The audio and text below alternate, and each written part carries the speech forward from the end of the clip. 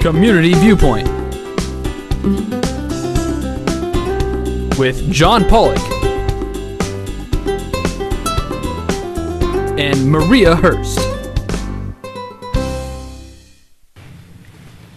And welcome once again to Community Viewpoint.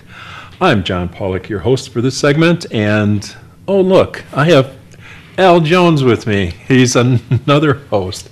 You remember Al? He's been here for many, many years, just like myself. Yes. And he's going to help along with myself. We're going to be talking a little bit about Martin Luther King, because this the show will be broadcast originally on Martin Luther King's Day of Service, which is going to be January 21st of this year, 2013. So let me tell you a little bit about what we're here about today. I'm here today as a member of the Corporation for National and Community Service.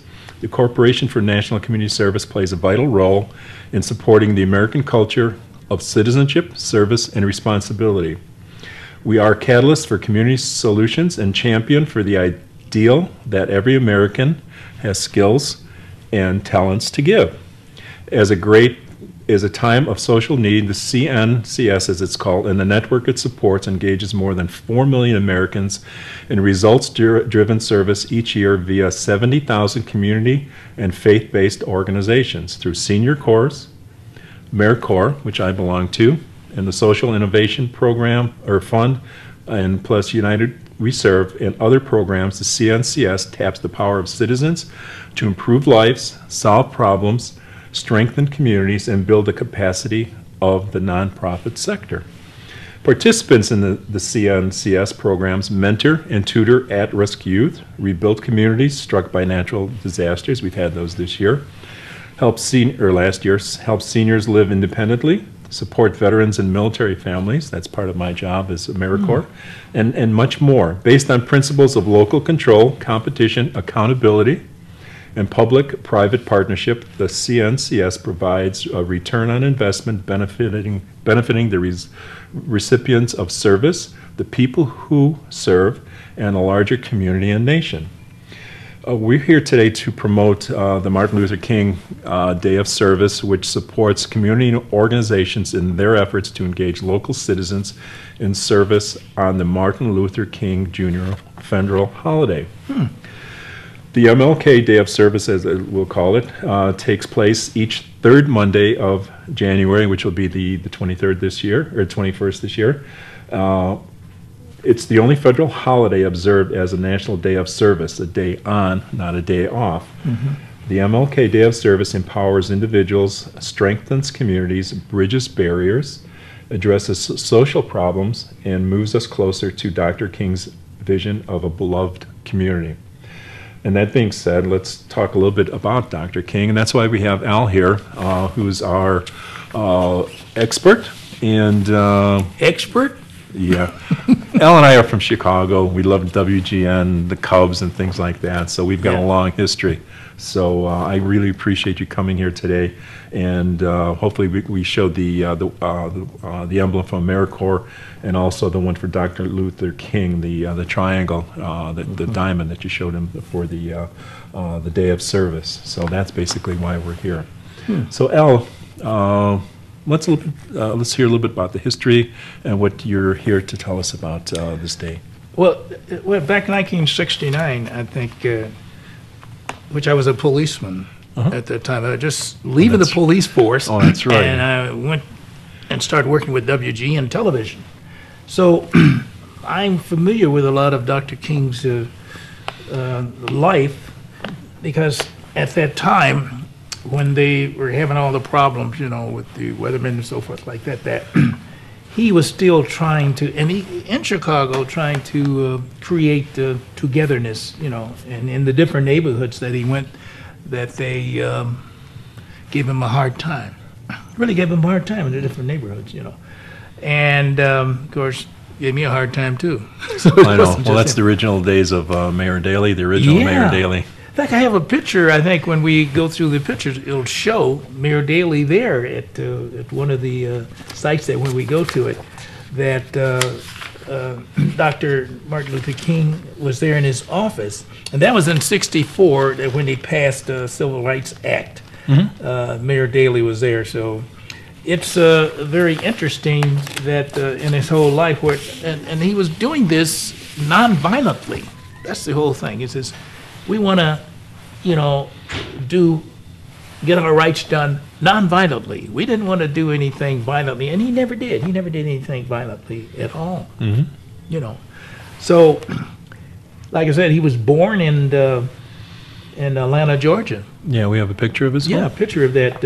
I'll show that. 1929, as a matter of fact. All right, thank you. 29, let's say 29, 31, 32. 3 years before I was born. Okay. See? That's a few before me. A few before you. Yeah. Everybody says, hey, 20 years. Okay. 20 years. And somebody say, hey, you don't look that old. He doesn't. I said, but I am, Then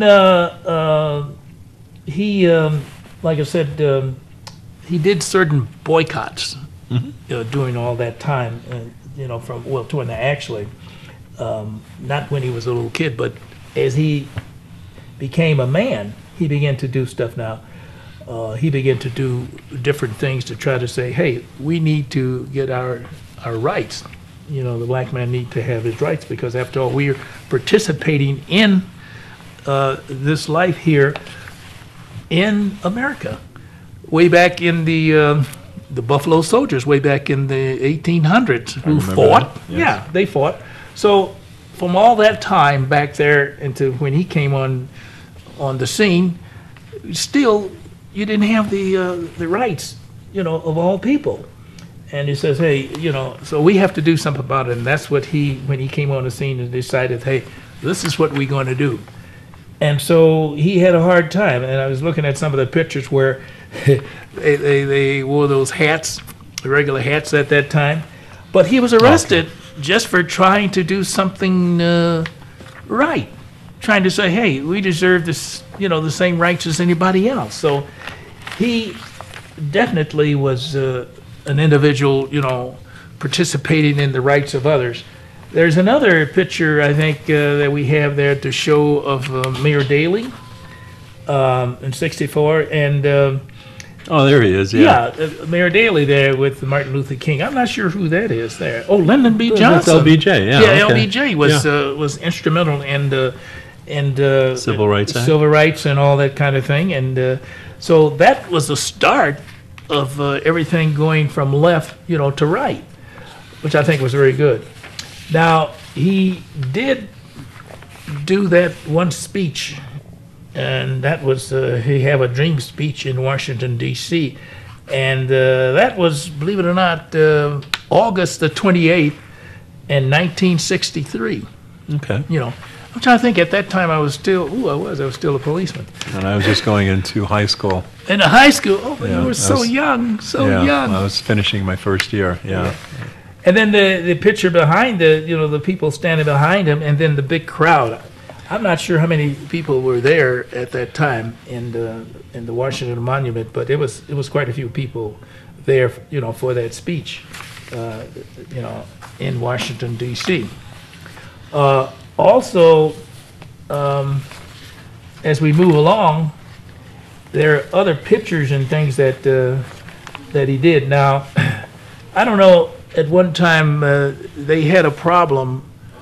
I think that the white agenda had a problem with the idea of using the word black power. Okay. But it was just the idea that, hey, we just want the same thing as anybody else. And this here, we're showing Martin Luther King and some of the other people, Andrew Young, and some of the other people back then, Stokely Carmichael, who worked with him for the nonviolent kinds of things. Out of an old Ebony magazine from. Yeah. Oh God, '69. All right. Yeah, 1969. Let's see, what is it? February 1969. Yes. And I was getting ready to go into the police force leaving the police force to go into television, so forth.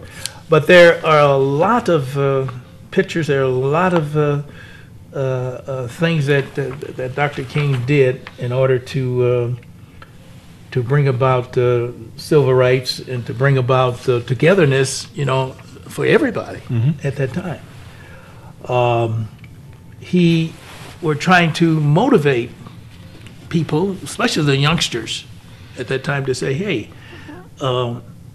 you need to work hard, you need to go to school, you need to learn stuff. Even though all the negative stuff that went on when he was going through some of the marches, especially down in the South, where the police sick dogs on him and all that kind of good thing, you know. But he worked hard, and then I think in Memphis, where they, you know, shot him, that, and I'm trying to think that at that time where I was, I don't know if I was on a vacation at that time near that place where they shot him in that hotel, you know, there. Oh, interesting. To say, hey, you aren't supposed to have the rights. You're not supposed to do this. You are supposed to be nothing. And I'm saying to myself, hey, when the people were brought over here from all these other African countries, they didn't ask to come over here. They came over, they were brought over here, and then finally say, we are going to give you the same rights. So we've been all these years from Dr. Martin Luther King working toward the rights. It's better now. It's Much better now. Yes, much better now than it was before. Yeah, we've seen a lot in our own lifetime. Oh, yeah. Yeah. You know, and I'm saying, well, wow. But Dr. Martin Luther King was one of the ones that started. You know, he started, you know, a lot of this things to bring about, you know, better relationships, you know, with white, blacks, Hispanics, and everybody. Right. And little by little, it's not all done yet, but he started. He started work on it and said, hey, and he was doing this, once again, like I said, in a nonviolent way. He said, no, we don't need to do violence to get something done. Let us not be violent, but let us show that, hey, give us the same thing that you have. And that's all, you know, all we were asking for. So that's some of the things that Dr. King did at that time. Right. And he took after his father. His father was a preacher. Yeah. The senior. Yeah. And then he himself took over that. Was it the same church, that Ebenezer? Right, Ebenezer. Right. Yeah. That's right. So those are all points of the history of the Dr. King, and he took after his father and namesake. And now we have the day of service for Dr. King. This year it'll be January 21st. It's always the third Monday of January. It's the MLK Day of Service, which is observed as national holiday, National Day of Service. And so we're in our last minute for this segment, but we'll be back shortly. And I want to thank you for coming here, spending some time with us. And we'll come back shortly, and then I'll have you say that. Stay tuned, folks. We shall return after these brief messages. All right, thank you.